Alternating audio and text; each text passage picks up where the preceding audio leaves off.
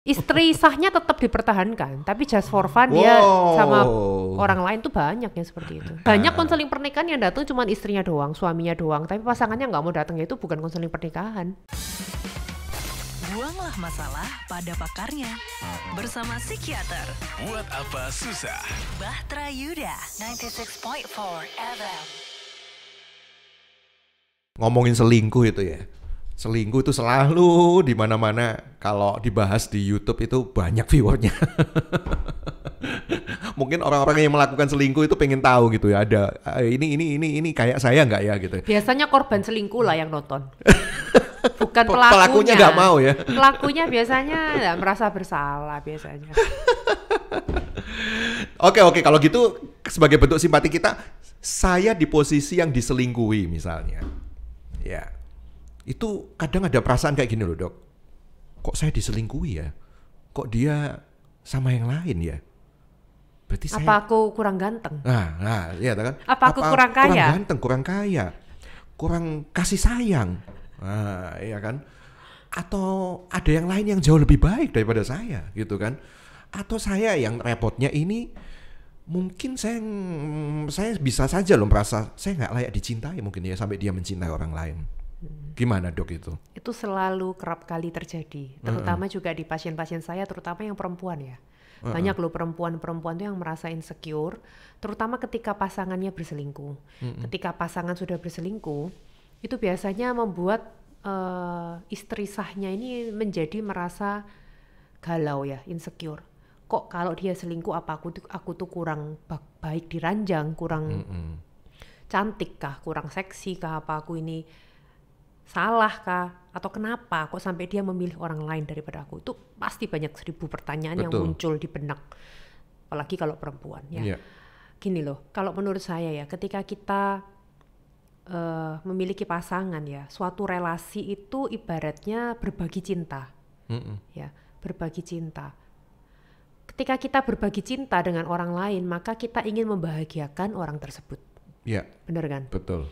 Ketika kita sudah tidak lagi berbagi cinta dengan orang lain, atau orang lain sudah tidak lagi berbagi cinta dengan kita, seringkali akhirnya membuat kita tidak bahagia. Karena kan tadi itu kan, ketika kita saling mencintai, maka kita akan berusaha saling membahagiakan. Oke. Nah, permasalahannya kadang kita tuh menyalah-artikan. Seolah-olah kalau kita tidak lagi dicintai, seseorang tidak lagi berbagi cinta dengan kita, berarti kita tidak berharga dan kita tidak layak untuk dicintai.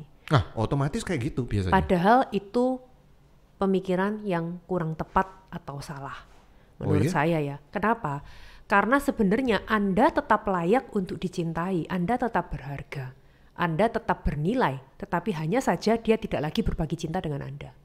Percaya nggak percaya, pasien saya yang suami istri, cantik istrinya, luar biasa, seksi, semolohoy, cantik beneran. Suaminya masih selingkuh. Kadang orang selingkuh bukan karena Anda tidak layak dicintai atau Anda kurang. Iya, Anda bukan kurang nilainya gitu ya. Nilai Anda udah perfect lah di semuanya misalnya. Ya, tapi karena memang dia tidak setia. Loh iya, kadang memang ada yang seperti itu. Ya, memang pasangan Anda lagi nggak setia, lagi apa ya? Lagi lupa diri lah gitu istilahnya ya. Oh, oke. Tapi bagaimana ya menanamkan perasaan itu ya?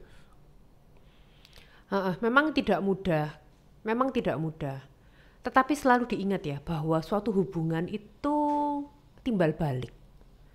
Hubungan itu nggak bisa cuma satu orang yang mempertahankan. Harus saling mencintai dan harus saling mencintai dan dicintai. Ya, yang menopang rumah tangga ini kan kayak dua pilar ya, suami istri gitu kan. Nggak bisa kalau Anda aja yang mencintai dia, kemudian Anda tidak dicintai, sulit. Nah, biasanya orang seperti itu kan untuk mempertahankannya, kalau dokter tadi bilang, apa saya kurang cantik, lebih mempercantik diri, ya kan? Apalagi kalau konseling misalnya ke seseorang, mungkin kamu introspeksi, mungkin ya maaf ya, kamu diranjang kurang oke bagi dia. Oh, akhirnya dia mulai mempelajari teknik yang lain misalnya, ya kan? oh kamu ini badanmu kurang bagus, oh dia usaha misalnya Boleh. untuk slimming. Bener. Gitu, Apakah itu salah? Enggak loh, boleh loh. Karena kunci dari self love, mencintai diri harus ada dua. Yang pertama adalah menerima dan mencintai diri Anda apapun kondisi Anda, dan yang kedua adalah berusaha untuk menjadi lebih baik. Jadi boleh nggak mempercantik diri? Boleh. Diet, olahraga, boleh banget. Justru kita memang harus mencintai diri kita harus self love, mengembangkan diri kita untuk menjadi lebih baik. Apakah itu salah? Enggak, justru harus. Berdandan dengan lebih baik. Berdandan, tapi kadang kita sudah berdandan kok masih aja pasangan selingkuh. Ada loh kasus yang seperti itu. Sementara suaminya bilang, ya lu sih udah cantik, mulut lu yang nggak cantik, ngomongnya sembarangan. Itu yang bikin nggak nyaman. Tapi tetap loh, memang ada loh kasus-kasus yang mana ya memang dari sononya kalau kita mau cari yang sempurna menurut saya nggak ada lah. Iya. Kadang itu suami menuntut istrinya sempurna, padahal coba deh suaminya sendiri ngaca. Iya. Belum tentu juga selingkuhannya sempurna. Iya loh, kadang itu malah ada yang selingkuh lebih jelek loh. Ini yang saya nggak habis pikiran. Ada loh, selingkuhnya lebih jelek itu ada. Iya. Ini yang saya maksudnya gini loh. Itu yang katanya pasiennya dokter Aimee yang sudah sempurna lah, bisa dikatakan almost perfect lah gitu ya. Lah bagaimana terus yang jelek terus diselingkuhi? Nah, kan ada perasaan kayak begitu. Justru kalau memang kondisi Anda seperti itu, coba kembangkan self love dalam diri Anda. Kembangkan diri Anda untuk menjadi lebih baik. Investasi yang paling penting itu kadang investasi di diri kita loh.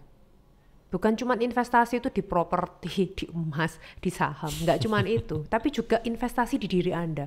Mempercantik diri Anda, dandan yang rapi, yang wangi, yang bersih. Itu juga penting. Iya. Termasuk tutur kata, Dok. Tutur kata saya. juga, iya benar. Iya kan. Tutur kata, cara perilaku, cara memperlakukan orang lain, itu juga sangat penting. Kadang itu memang ada juga sih wanita yang cantik tapi ngomongnya tuh pedes. Iya. Itu yang bikin suami-suami nggak Ilfeel kan jadinya kan. Suami-suami jadi nggak betah. Ini menjadi satu introspeksi buat Anda gitu ya. Tapi jarang ya yang merasa nggak layak dicintai ketika diselingkuhi itu, pria itu jarang ya.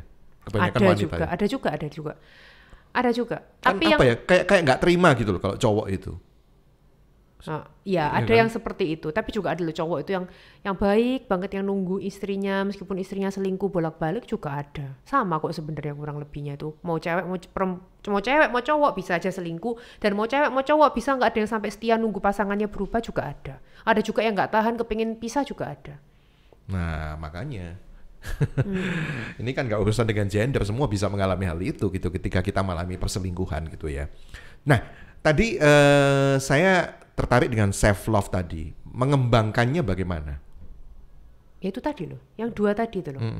Mencintai, menerima diri Anda apapun kondisi Anda. Jangan pernah Anda membenci diri Anda, karena satu-satunya yang selalu menemani Anda ya diri Anda sendiri.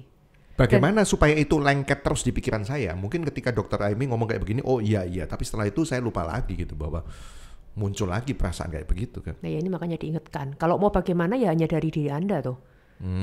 Yang pertama ya pasti paling pertama dari diri Anda sendiri, udah mindsetnya dulu yang dibenerin. Jangan pernah merasa bahwa aku nggak layak, karena sebenarnya satu-satunya orang yang dapat Anda ubah di dalam hidup ini ya cuman Anda sendiri loh. Iya. Ya kan? Kalau memang ada yang kurang dari diri Anda ya itu ayo yang dikembangkan itu dulu. Fine, saya layak dicintai katanya dokter Aimee meskipun saya diselingkuhi. Berarti saya masih layak dicintai. Fine, dia cari yang lain, saya cari yang lain juga. Kalau memang mau seperti itu enggak apa-apa, asal cerai dulu. Loh, ya enggak apa-apa loh memang. Enggak salah sampai loh. Sebegitunya. Loh kalau memang rumah tangga itu enggak bisa dipertahankan dan memang akhirnya berujung ke perceraian, apakah salah kalau memang pihak yang diselingkuhi punya pasangan? Ya enggak. Loh ya enggak. Dia pun berhak untuk bahagia. Ini saya ngomong dari kacamata psikiater loh ya, jangan dikaitkan dengan agama. Karena nanti pasti berbeda lagi. Karena nanti pasti akan crash dengan agama, bahwa agama tidak membolehkan perceraian tentunya di Kristen gitu kan. Tetapi kalau secara ilmu psikiatri bahwa setiap daripada kita berhak untuk bahagia, dan satu-satunya orang yang bisa kita ubah hanyalah diri kita sendiri. Kita mau mengubah pasangan supaya pasangan mencintai kita, nggak bisa kalau dari dianya nggak mau.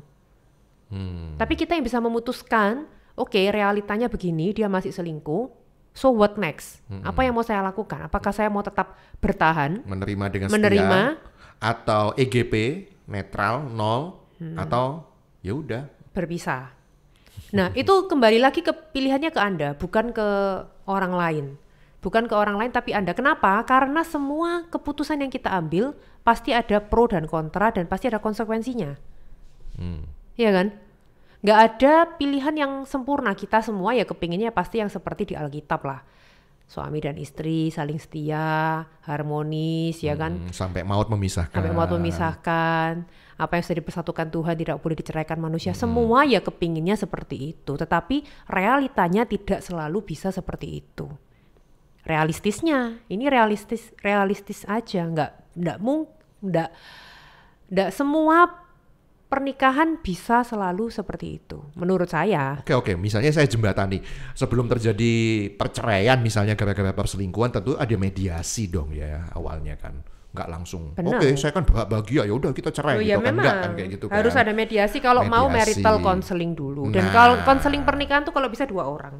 Banyak counseling pernikahan yang datang cuma istrinya doang, suaminya doang, tapi pasangannya nggak mau datang, itu bukan counseling pernikahan. Iya, yang sering datang yang korbannya itu tadi katanya dokter yang nonton korbannya gitu, merasa terzolimi.